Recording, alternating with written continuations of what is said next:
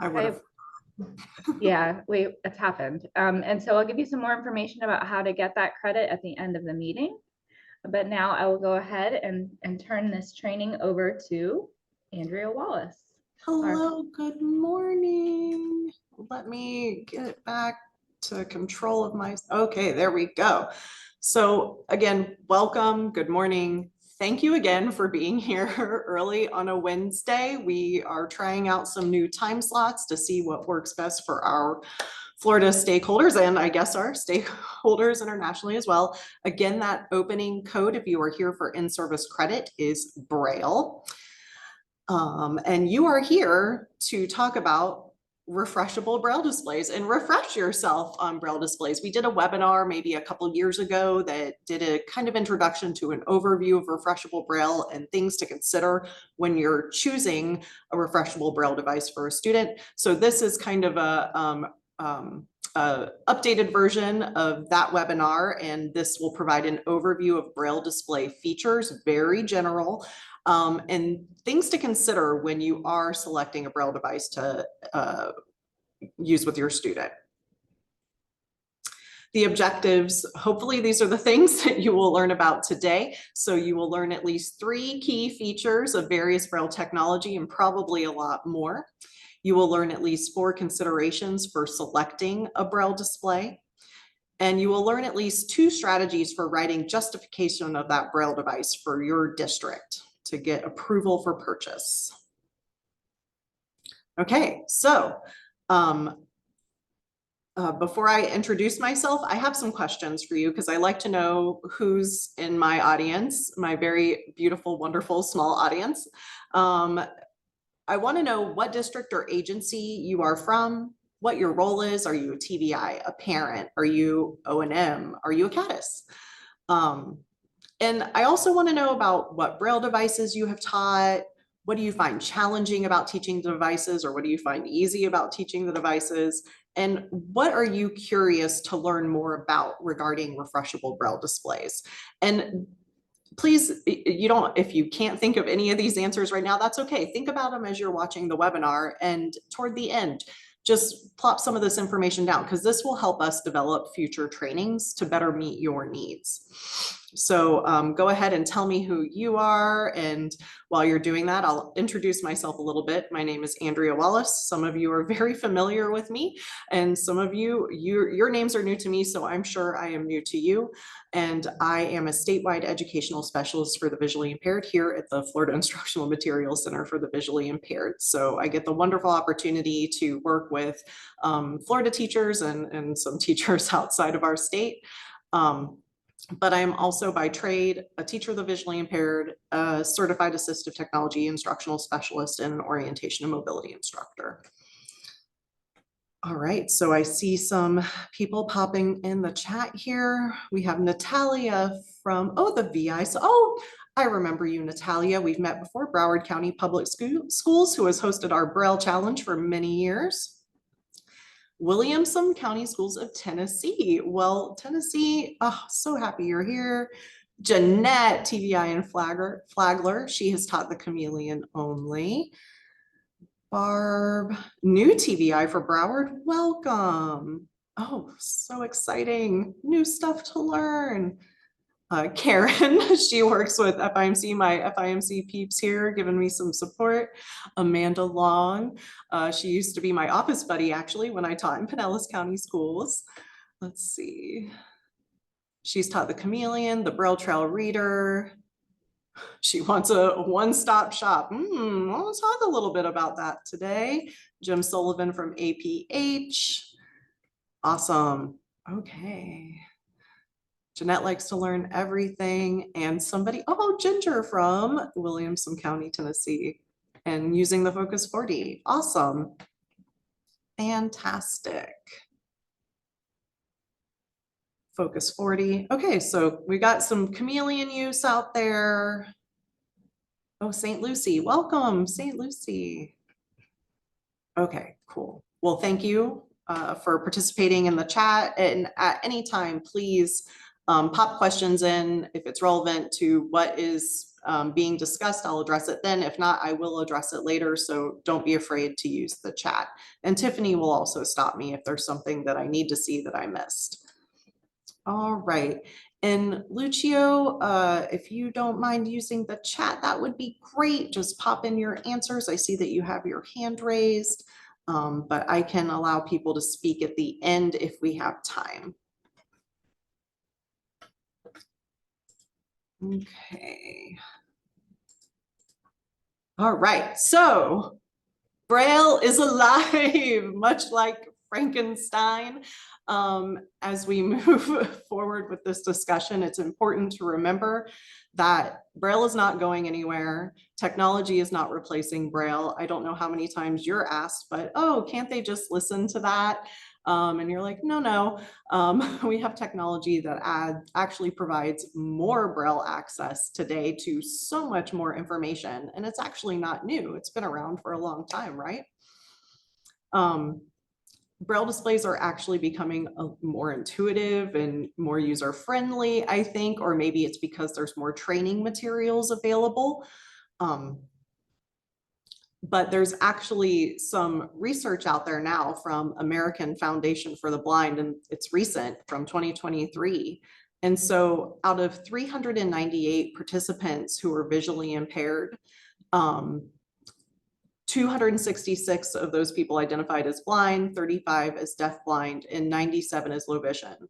But out of all those participants, 92 of them said that they are using a refreshable Braille display, and these are adults out in the working world.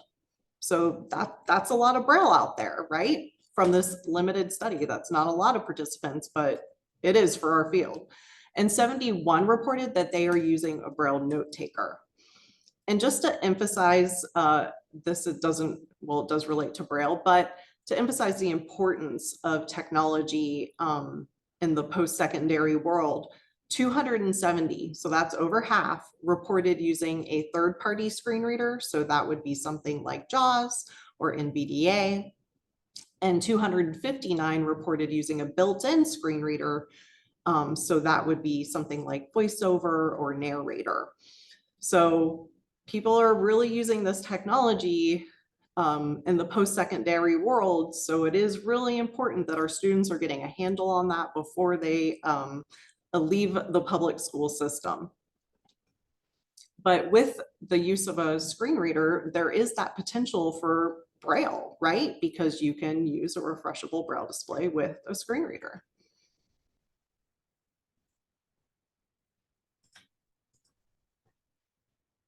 Okay, so I said you were going to get an overview of refreshable Braille devices. So this is as general as it can get here on this slide. These are in this table here, there are Braille display categories, and on the left, the first column lists the features, connects to the internet, has built-in features like a calculator or a notepad. It has a Braille keyboard, that's 6-key Perkins entry. Navigation features, usually along that front edge or sometimes beside the Braille. Has an operating system, has internal storage, and can be paired with a computer and a screen reader. So then across the top are the different very general categories of Braille displays or refreshable Braille. There's Braille displays in the first column, Braille note takers in the second column, and in the third column is smart Braille displays.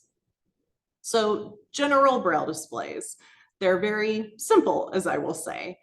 They may have some built-in features now. It's very hard to find just a refreshable Braille display that will connect to a computer. That's all it does. It doesn't have any special features. Those are becoming less and less available. They typically do have a Braille keyboard. There may be one with a QWERTY keyboard out there. They have navigation features for when you connect it to the computer, so you can navigate that operating system. They do not have an operating system, pardon me. They typically don't have internal storage, but they can be paired with a computer or a device with a screen reader. Then there are Braille note takers, and you will notice there are X's all down that column matching all of those features, because Braille note takers are essentially a computer. It's a little Braille computer. So they sometimes even have their own proprietary software. I think of the Braille Note Touch Plus that has Keysoft, but they typically have an operating system, and many of them that I have had experience with are Android based. Then you have this category that actually fits in between Braille displays and Braille note takers. And those are what are being called either a smart Braille display, or I like to call them a Braille note taker Lite. They have many of these features, but sometimes they have an operating system and sometimes they don't. So they're very robust Braille displays though, so they can connect to the internet, but it might be limited features with the internet. They have built-in features like a notepad or a calculator. They either have a Braille keyboard or a QWERTY keyboard. They have navigation features. As I said, they may or may not have an operating system. That's why they get a slash or half an X. They have internal storage, and they also can be paired with a tablet with a screen reader. So that's just a broad overview of the different categories that you can find of refreshable Braille devices. But the lines are really starting to blur between them, and making it nice because there are so many features. But with that also comes some limitations of longevity. The more features something has, the more of a chance it has to kind of outgrow itself. Think of it like your cell phone.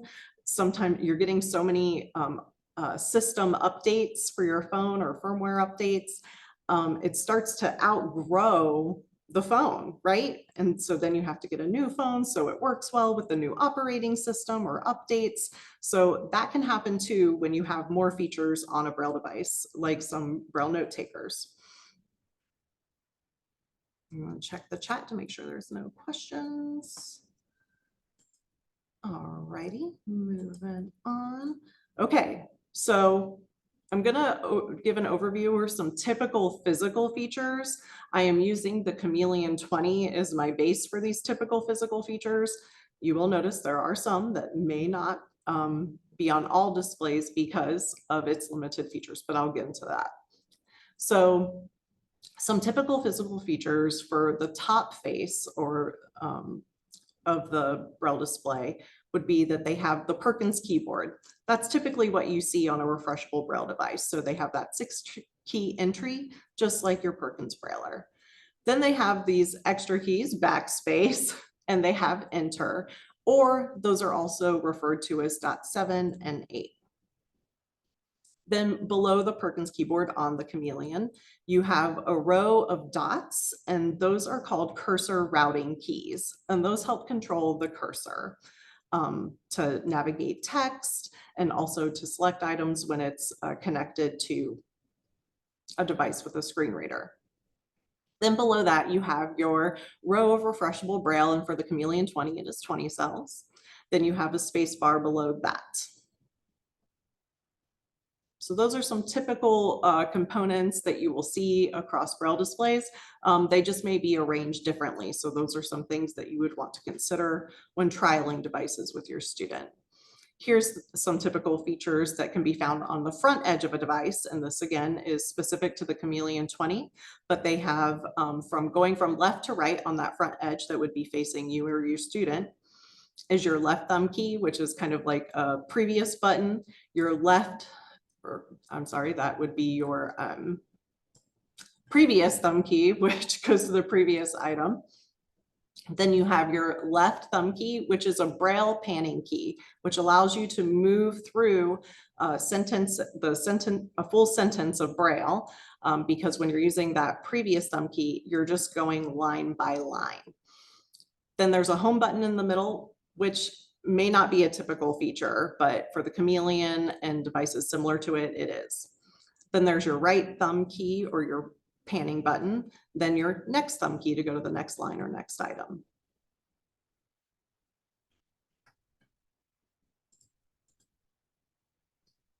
Some features you may find on the left edge of a device or any edge of a device is going to be a charging port, a power button. You got to be able to turn it on right.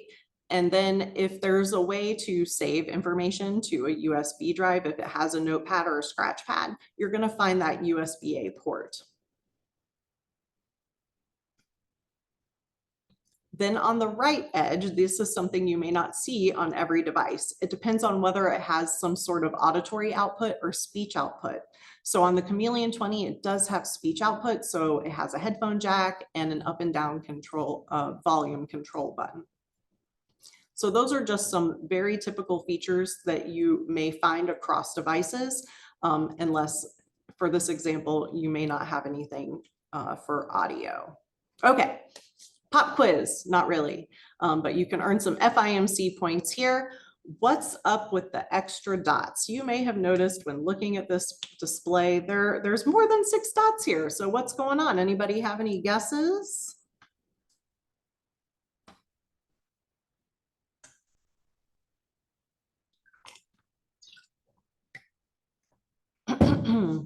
We've got backspace and enter. Shows where the cursor is. Cursor, cursor, lots of votes for the cursor. You are correct. It does show where the cursor is. Does anybody else have a guess at an additional function it may have?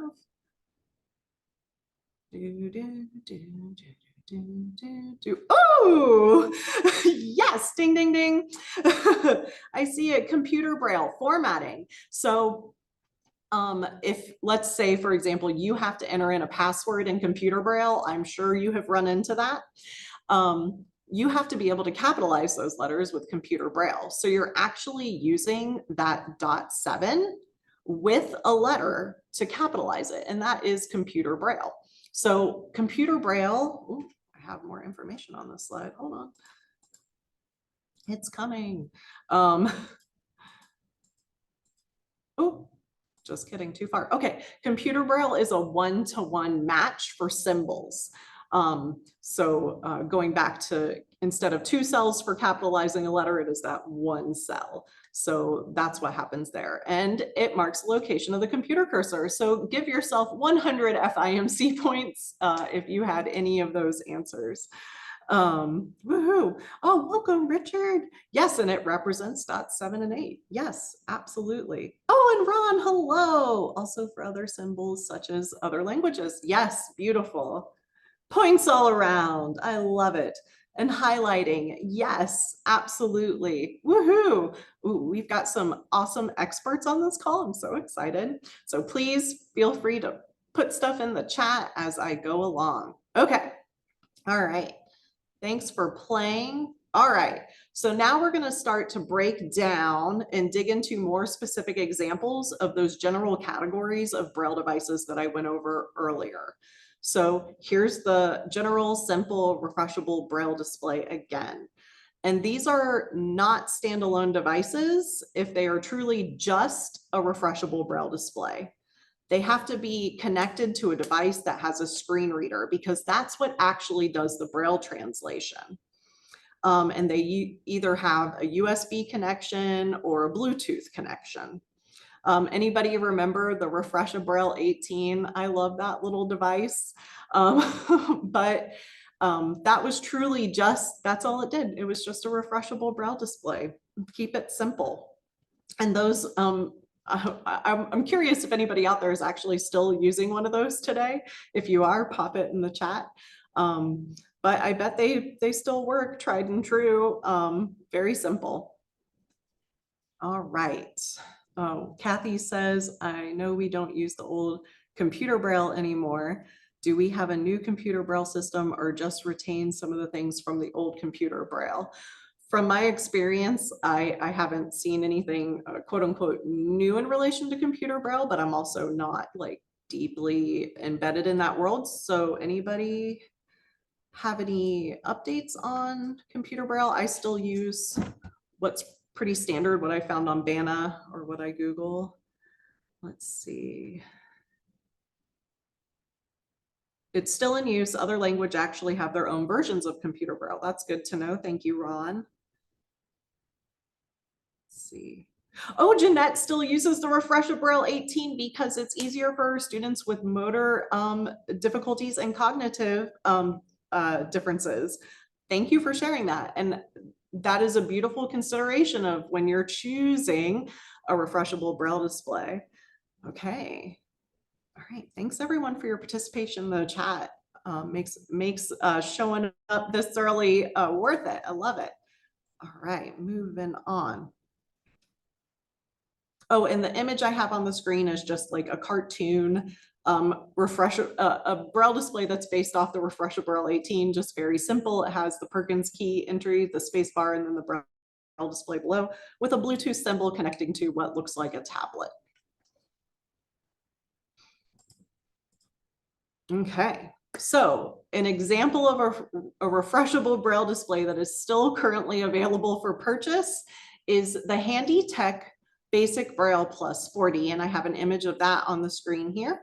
And it has that Braille input. The Braille input is below the actual refreshable Braille, but the space bar is kind of like directly in the middle of those dots. So that might be a little bit awkward to press that space bar to reach up with the thumb. But again, every student is different. That's why we do trials.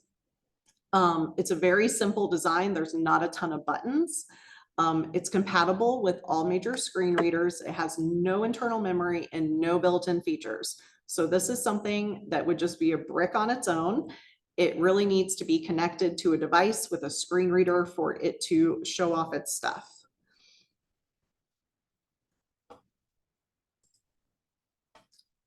And then we move on to those blurred lines where we have a refreshable Braille display with some additional features. And that is the Focus 40, or not the Focus 40, the Focus Blue family. The Focus 40 is a part of the Focus Blue family, but they have between 14 to 20 or 80 cell refreshable Braille displays.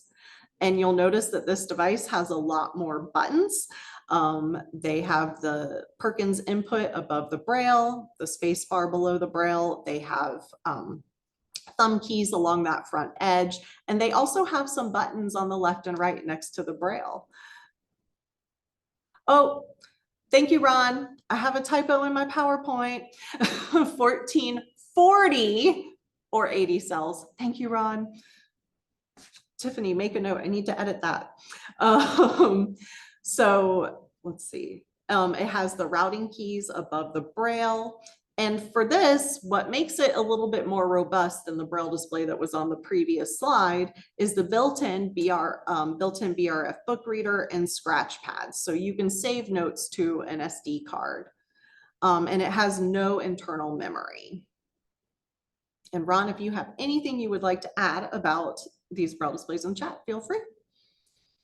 So that's an example of something that's a little bit more robust than, again, the one that was on the previous slide has slightly more features. Okay, now they're gonna start to get smarter. And my supervisor and I argued about kindly about the next slide and this slide. So you'll have to decide what are the smarter Braille displays based on the features you're about to learn about. I get really excited about this brand. This is from Handy Tech again. And I have the Active Braille 40 and the Activator on this slide. The Active Braille 40 is 40 cells of Braille. And that's something you'll notice too. Sometimes they'll have the number of cells in the name, like Chameleon 20, Mantis Q40, Active Braille 40. So you know right away how many cells of Braille are there on this device. So 40 cells, and it has the Braille input above the refreshable Braille. And you'll notice the refreshable Braille is concave. So you might have students that prefer reading with that different ergonomic positioning. And it's kind of the natural curvature of your fingers.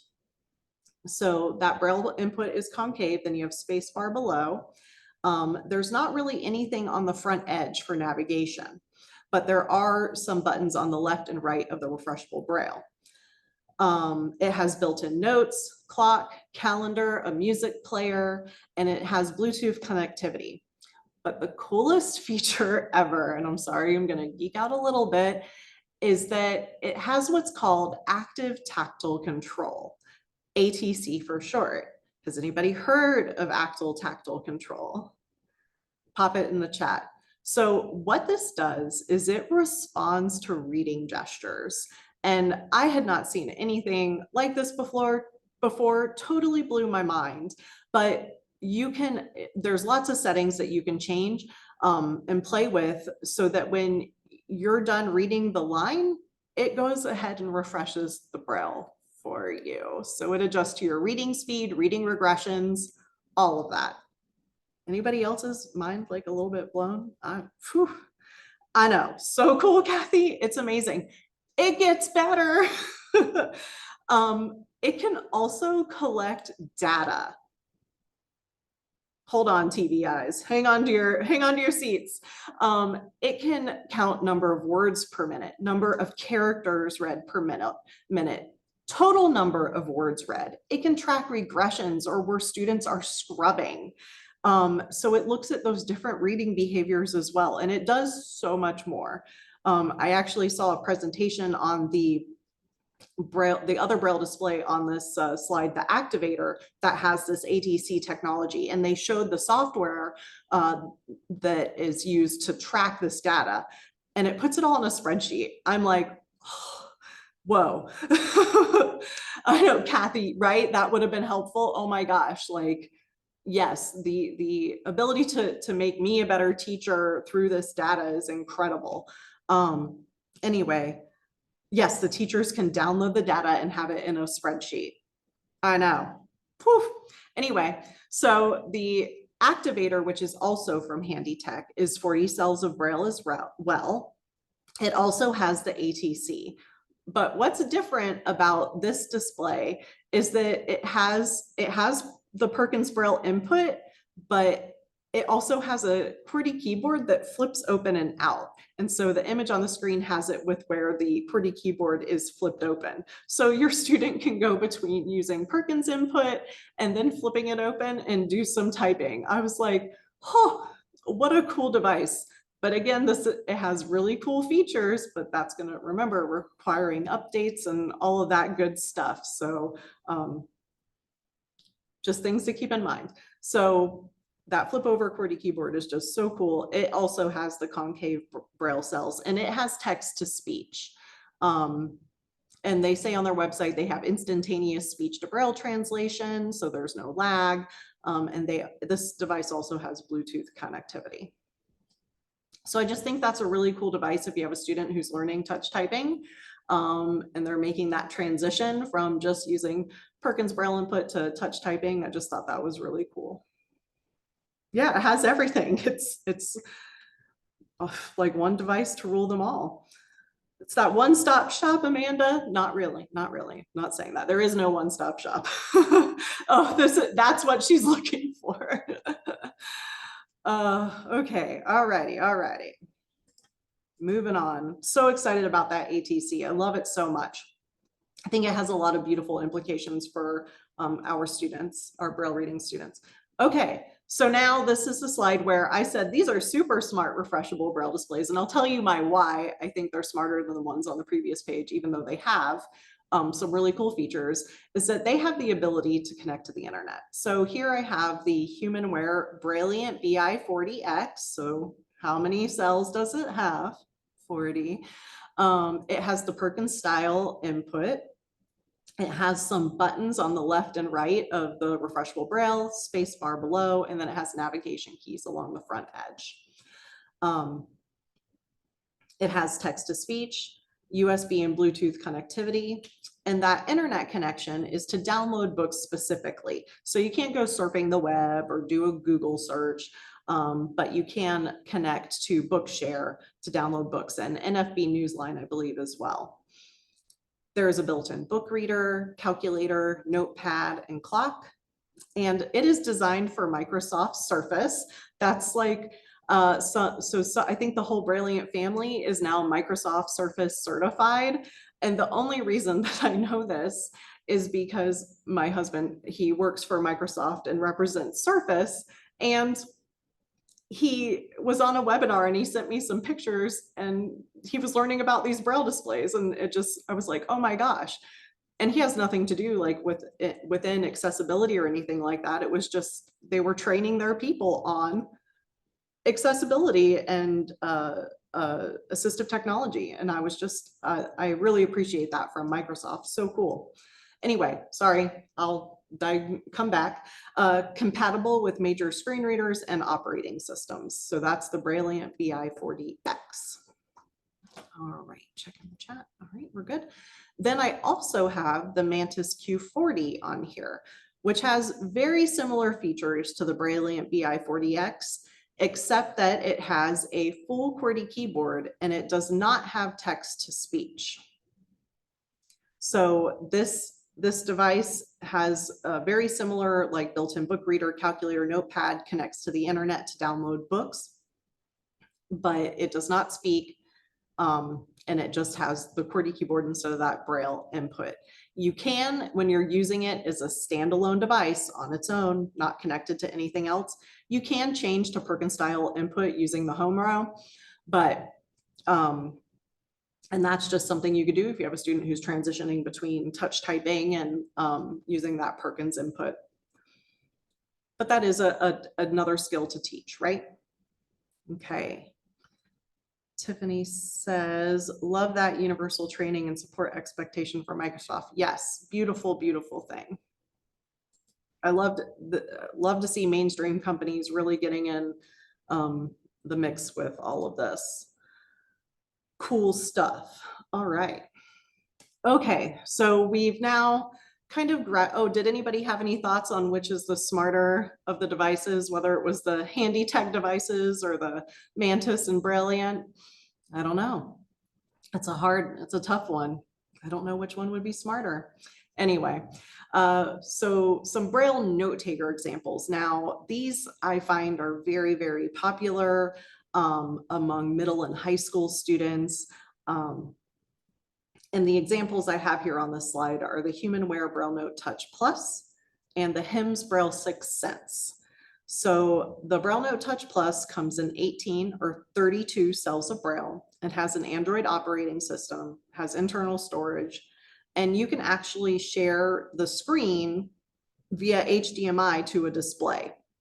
So that's really nice because then the student can just continue to work with the Perkins keyboard down instead of flipping it up to show the teacher what they're working on. I find that that kind of interrupts their thought process and their work. This way, a teacher can just walk by and see what's on the screen as opposed to having them lift up the Perkins keyboard.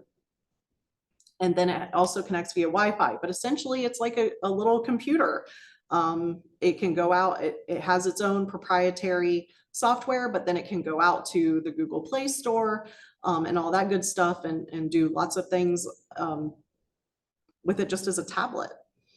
Then the HIMS Braille 6 Sense, previously, if you're familiar with the Polaris, this is the updated version of that. It is 32 cells of Braille. It's an Android operating system. It has internal storage. You can also share this screen with a USB-C port. It has a compass, which is cool, and it has Wi-Fi. I included a link to American Foundation for the Blind article comparing the Braille Sense Polaris to the Braille Note Touch Plus. So it's a nice read, and I put this in here too, just to put as a reminder, use your web resources out there to read people's experiences using this device. That's going to give you a lot of information as well as to what might work for your student. And that's a great exercise for your student to do as well, to go and check out what comparisons are out there of the devices they're interested in trialing. So the quote from that article is, the Braille Sense Polaris behaves more like a traditional note taker to me, whereas the touch makes me feel as though I'm using an Android device with a Braille display. And so that was this gentleman, Jamie Paul's takeaway.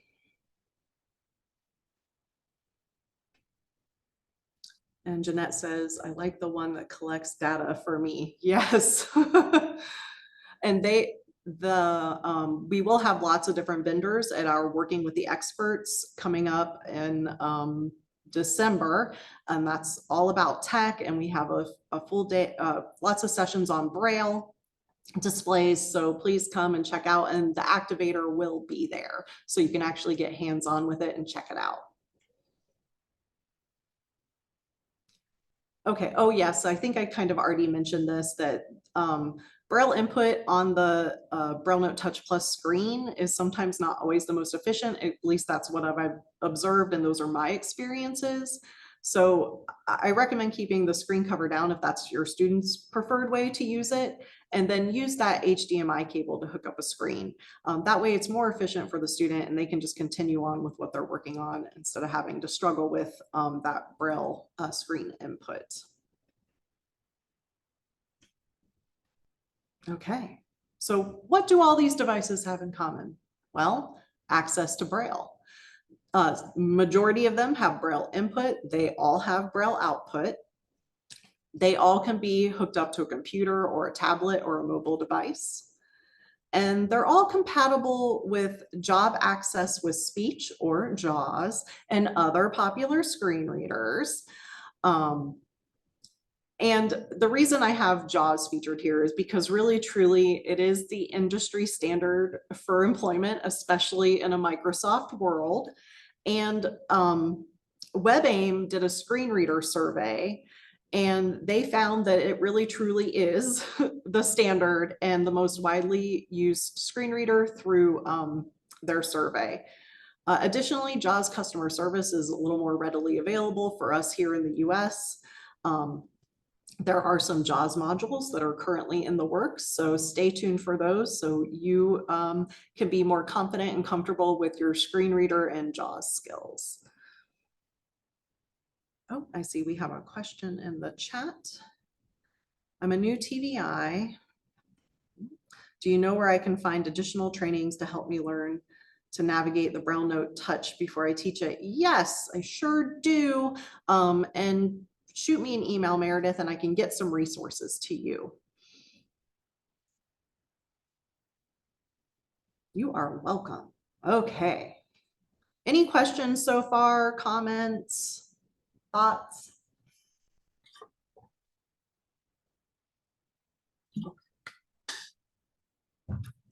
Meredith, are you enrolled in the new TVI PLC? Woohoo!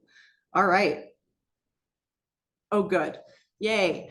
So yes, if you are a new TVI and you are not enrolled in the new TVI PLC, please visit our website. And I'll let Tiffany answer this if there's a sign up on our forums page. If so, if you could put that information in the chat, that would be awesome. Thank you. All right, so now you know a little about a lot of displays and their features. So it's time to make some decisions about what you are going to trial with your student. But where do you start? It's really important that you start by thinking about setting your student up for success.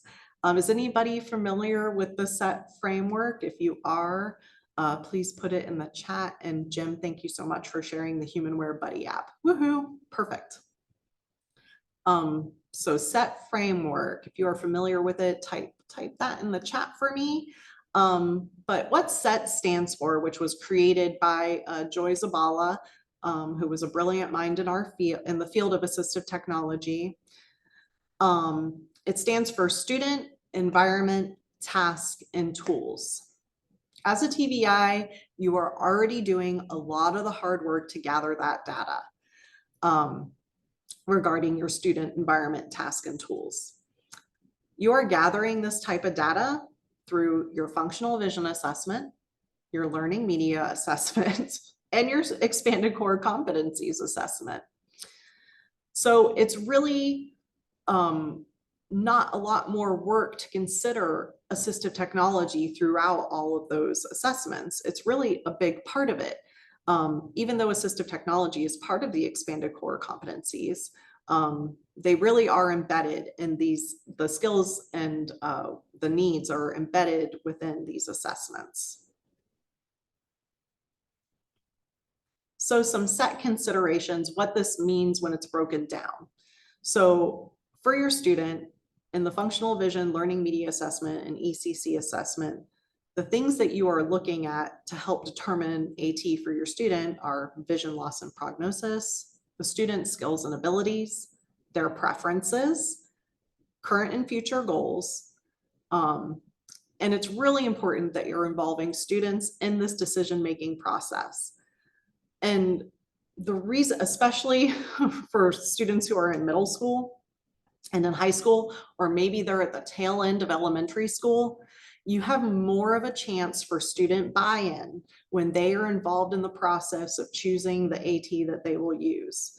You, as the teacher, of course, can help gently guide them toward the devices you think might be more beneficial. But really, they should be a part of that decision-making process, because what happens sometimes when they get to middle school? What happens to devices? They're abandoned. They're left in a closet collecting dust. So it's really important they're involved. And also, this helps them develop the understanding and process of deciding on what technology to purchase, and kind of developing that autonomy too, and choice making. So when they leave you at the end of school, they know how to advocate for devices that work better for them, or the features of devices that work best for them. Then there's the environment. The learning media assessment is all about that environment. Where does the student need to access Braille? What technology is the student already using in those environments to access Braille? And it could be low tech, could be high tech, could be no tech.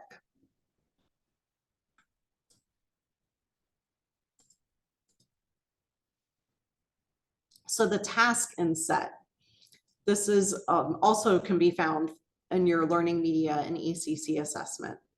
What are the tasks across those environments that the student needs to complete? Do they need to take notes? Do they need to write an assignment? Do they need to access a learning management system? Do they need to access computer-based assessments? And then there's tools at the very end. Starts with the student, ends with tools. And that's because you're taking all that data about the environment and the task across those environments and looking at what tools are going to help the student efficiently access the task within those environments. So the tools, this also comes from your functional vision and learning media assessment and ECC assessment. So what are they currently using? And are those tools meeting the needs of the student across tasks and environments? Is it going to meet their future needs? Do they need additional tools in their toolbox, or do they need new tools altogether? Because with technology, it's kind of a never-ending process, just like with your teaching. Assessment drives instruction, right? So you're constantly making sure that what your student is using works best for them and is making them the most efficient that they can be. So this is where you trial devices in the tools portion to write that justification, right? Okay, I'm gonna check the chat before I move on. Karen is familiar with SET, woohoo. Are there any, Natalia, are there any guides, checklists, charts that can help identify? Ooh, tools benefit. So it wouldn't necessarily relate to the eye disorder. Everything is so individualized with technology, Natalia, but I do have a chart that I'm going to share in a little bit that will help with trialing Braille devices. And I have a whole webinar on AT assessment, actually, which that's a perfect segue to this page. I have a link and it's on our website under past events. It's overview of AT assessment for students with visual impairments. Yes, so please send that out to your teachers for a PLC day and have them watch it, and then you can come back and discuss. And then Lucio, wouldn't availability be a part of that choice as well? Some of these look great, but I know we don't have them all in OCPS. We're going to talk about that, so hang tight. Super. And thank you, Tiffany, for popping a link to the webinar in the chat. Okay. So it's all about matching the person to the technology. In this case, it's the Braille display to the person, which is the tool in SET. So some of the considerations for that would be the refreshable Braille display, refreshable Braille display size and the shape of that device. Do they benefit from having concave Braille cells? Or do they need something flatter or smaller? Like Jeanette mentioned, some of her students really benefited from using a Refresh Braille 18. That worked for them. And maybe you need a larger display due to reading fluency. And that's something you would collect in your learning media assessment as well. So you're looking at that reading speed and stamina, the refresh rate of the Braille, the feeling of the pens and that tactile resolution. I know there's been some displays that I've used they used like magnetic pens, but you could just push down those dots. So for students that maybe are a little more heavy-handed when they read Braille, that may not be a good device for them. The placement of the input, so either the Perkins keyboard or those QWERTY keys, that's important to look at too when you're trialing devices.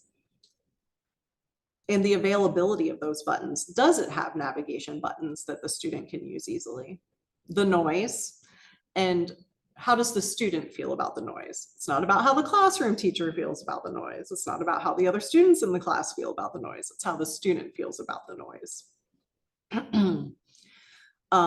Does it provide haptic feedback, vibrations, or anything?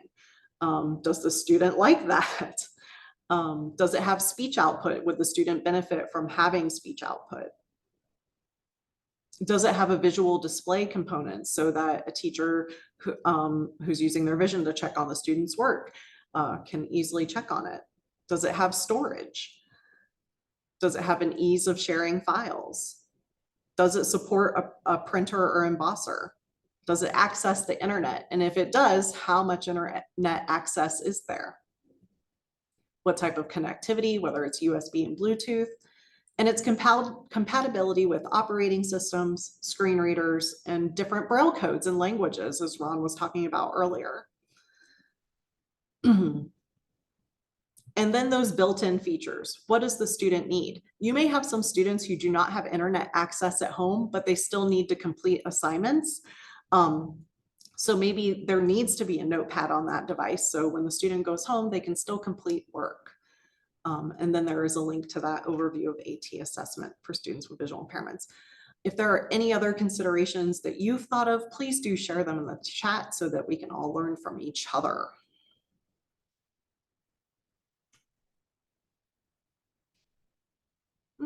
Oh, and I wanted to mention too, compatibility with screen readers. Now, so many of these devices really work with anything and everything, but also consider when you're looking at your technology, like if a student's using a Chromebook, sometimes the Braille support may not be as great as it is with other operating systems. So those are just some things to consider, and that's talked about in that other webinar. I won't go off on a tangent on that. I'll try not to. All right, cool. So keeping that set in mind and setting that student up for success, it's really important to look at the devices available to determine which ones would be most appropriate for trial. For example, if the student benefits from text-to-speech, has a limb difference, and needs to be able to access basic note-taking features and be able to connect to a computer, you're going to need a device that has maybe a one-handed mode. It has that text-to-speech output, and it has those features mentioned previously. So one of the devices you would want to find to trial would be the Brailliant VIX series, or maybe something like the HandyTech Active Braille 40. So something with the active touch control might benefit that student as well. So that's just an example of a student, and Jeanette gave us a good example earlier as well. And I have a link, and when the handout gets uploaded to our website, there's a sample Braille display trial form. I'm gonna open that real quick. Maybe it's coming.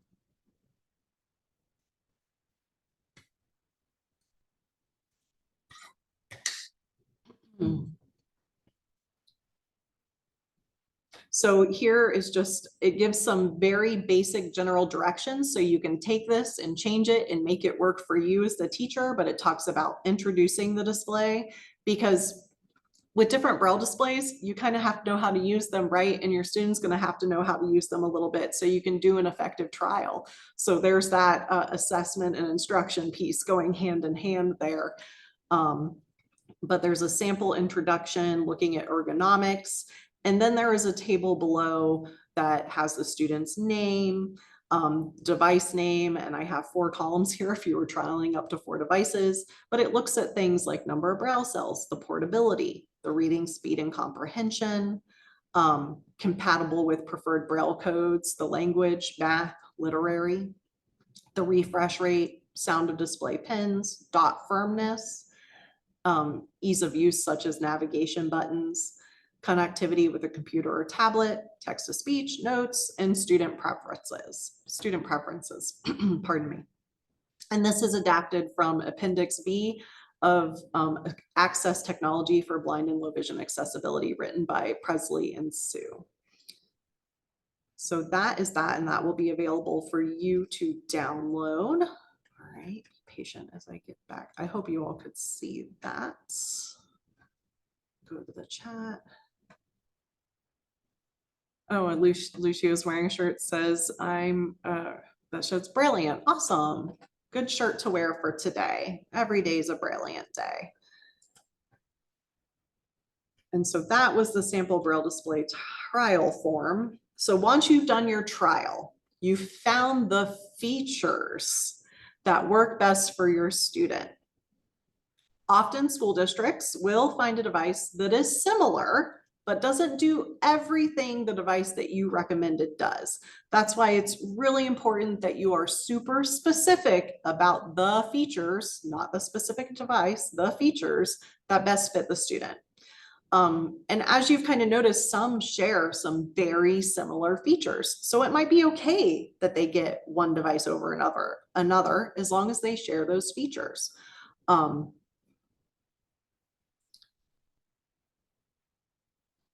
Yes. Okay. So for example, note taking for when there is no Wi-Fi at their house, as we just discussed, if that's something that your student will need, then they're going to need those built-in features. They couldn't just have a basic refreshable Braille display that connects to a computer that needs Wi-Fi. All right. So what do you need the device to do to meet the student's needs? That's what you need to have in your head. That's the question you're going to answer when you're writing the justification. And using that chart or making a chart with features can be really helpful. And having your student write why a device works for them and what features benefit them is very powerful.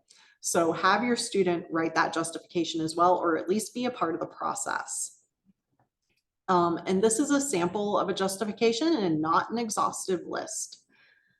Navigational thumb keys along the front edge for efficient Braille reading. Cursor routing keys for editing text. Wi-Fi capability to download books to a library app. And make sure you work with your IT department that those types of features work within your school district's network infrastructure. 40 cells of refreshable Braille for reading fluency. And for future use of status cells, I'm going to talk about that, what status cells and what I mean by that in a moment. There's an asterisk there. Basic note-taking ability and USB slot for sharing files. So that's an example of some features that you could write that are pretty specific to a few types of Braille displays, right? Makes sense? I'm going to check the chat. I saw some things happening. Remember that Ron says, remember that smaller is not necessarily better for young students. A 14 or 20 cell Braille display will not show many words at once or the entire alphabet. Be sure enough Braille cells are included so this Braille proficiency is facilitated. Absolutely. And that's what I mean by fluency. And that's why it's included in that chart. It's really important. And Ron is bringing up a good point that I'm going to address in the next slide. Lynn says, thinking about new psychoeducational tests that are now presented digitally, would any of these devices be able to connect to an iPad? to display the printed text in Braille. Lynn, that would depend on the accessibility of the apps being used. So I would go look at those companies or talk to the professional providing those and test the accessibility. And I can email with you about doing a quick accessibility test. So please do shoot me an email and we can talk a little bit more about it. Tiffany says that form is helpful for writing the justification. Ding, ding, ding. I want to make your job a little bit easier, just a little bit. I know you guys have a lot to do.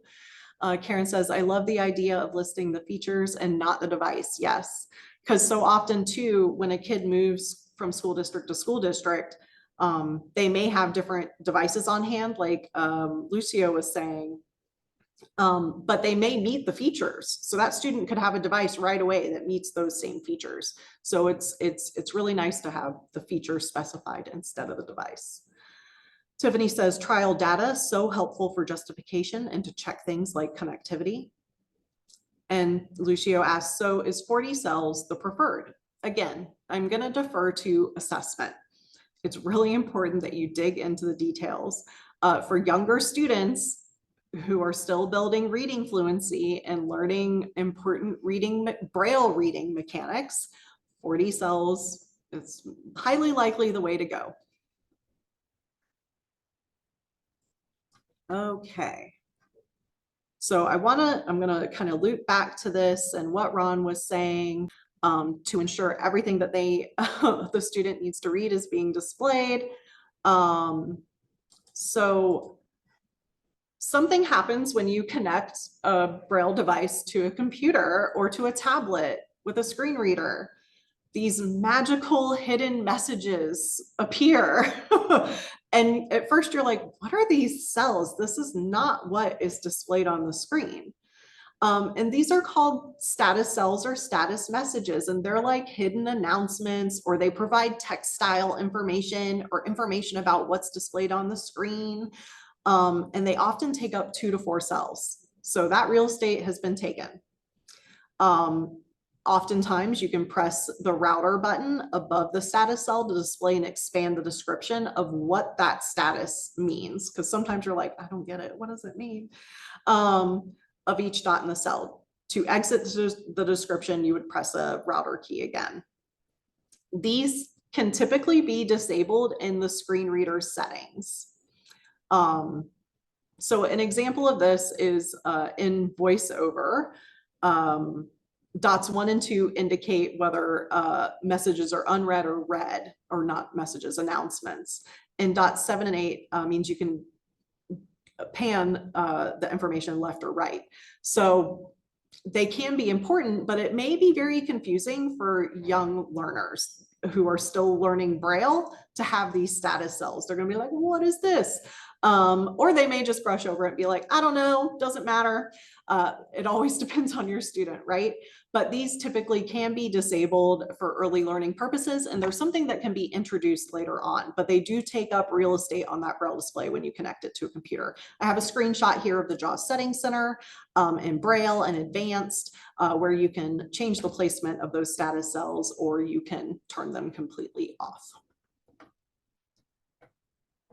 And then Ron says, fewer cells do not permit scene formatting as well. Yes, these are all extremely good things to think about when considering Braille displays for younger learners or new Braille learners.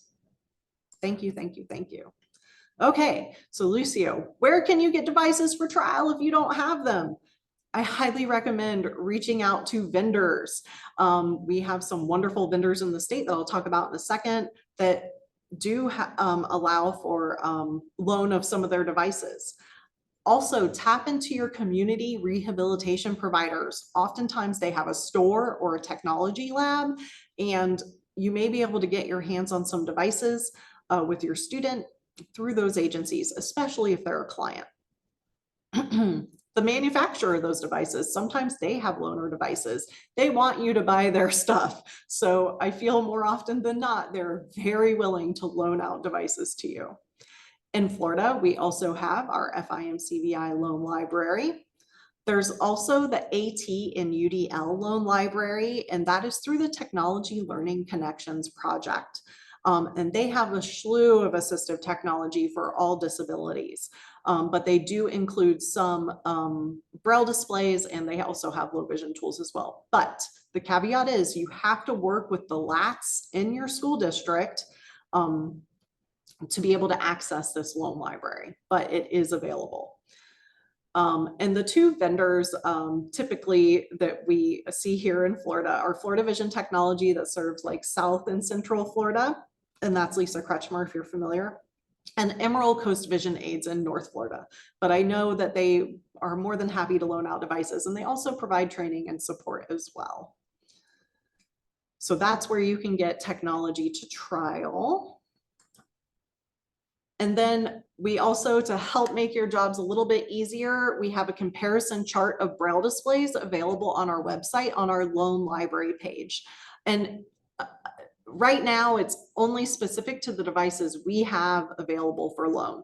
So it doesn't compare everything, but you learned about some ways to Google and learn about those devices today. I'm going to open up this spreadsheet. Oh, and Tiffany's popping it in the chat. I may have some work to do on the accessibility for my friends who are screen reader users, so I will make sure the accessibility is right, and let me know if it's not, please, because I want to make sure it is fully accessible.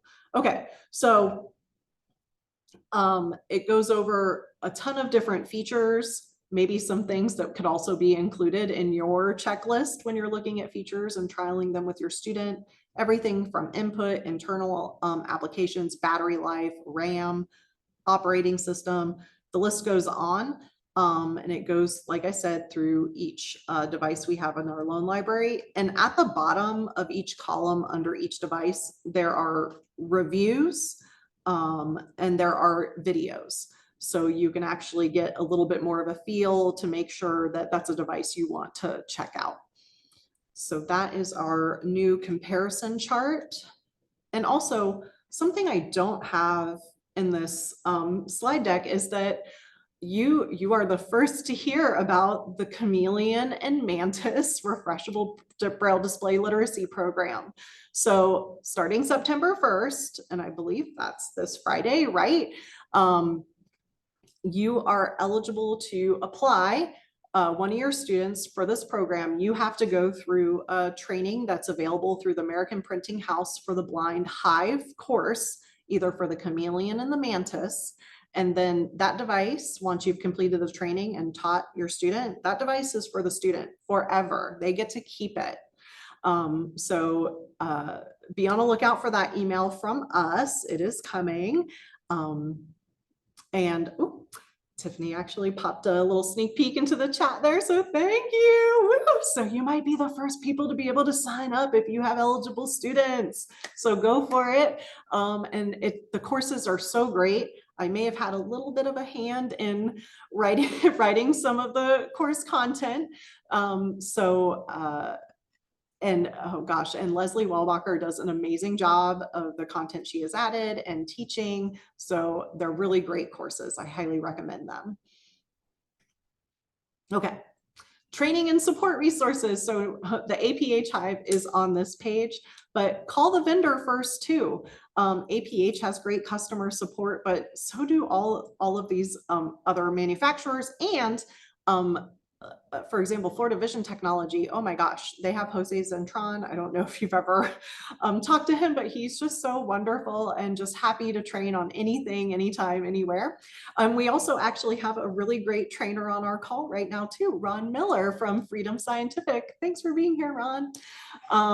So he's a wonderful Freedom Scientific trainer and helps with a lot of the amazing content that they develop. We are developing more support as well. So any feedback, anything you pop in this chat, anything you email us, these are things that we take into consideration, in addition to always completing our end of the year survey. It's the beginning of the year, so not fresh on your mind, but do at the end of the year when you see it come through, please give us your feedback. Tell us what you need to learn. Oh, the Wisconsin Center for the Blind and Visually Impaired. Oh, they have multiple resources compiled into one place about like all note takers, all Braille displays. They have really good stuff. I really like their website a lot. Paths to Technology is always a great place to stop. I learned so much about the new digital math resources at AER International. So go and find that digital math access blog on the Paths to Technology page. It's awesome. They also have a really great checklist about assistive technology skills students need to access digital math, but truly it's just good for AT practice and teaching in general. IT, if you're familiar with Cody LaPlante, he has some really great paid trainings, unfortunately, but he does have some free stuff too, and his newsletter is always awesome. He does computer, screen reader, and Braille display training. Your Tech Vision, their YouTube channel is jam-packed. Dr. Denise Robinson has so many resources, and she's just like a brilliant mind. There's Perkins eLearning, Texas School for the Blind and Visually Impaired. TeachingVisuallyImpaired.com has some good assessment templates as well.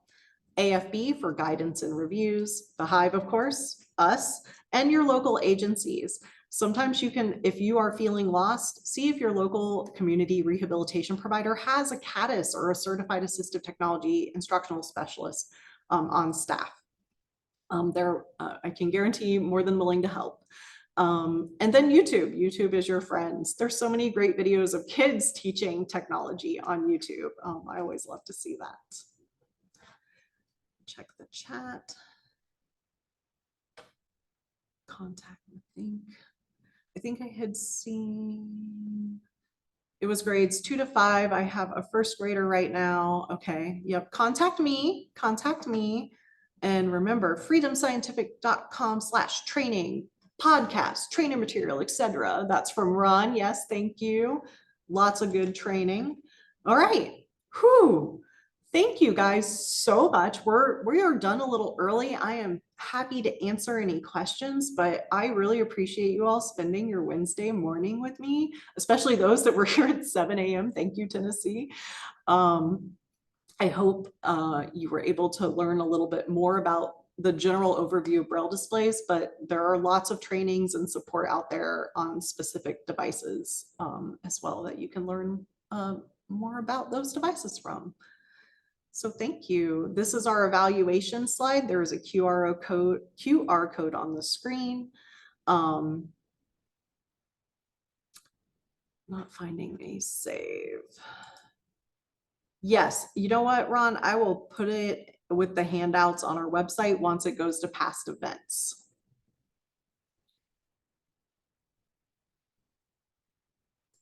I'll save the chat real quick, just in case. I'm sure I'll get one, but I just want to make sure. Okay, so Tiffany is putting links to our evaluation form and our in-service form.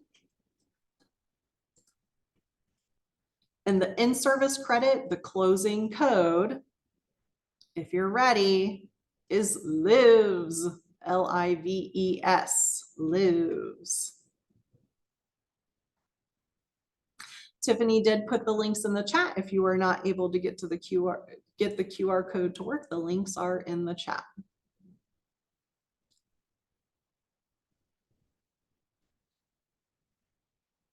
Super. And we can probably stop recording and then just open it up to general questions. What do you think, Tiffany? Yeah, I think that's a good idea. I'll stop now.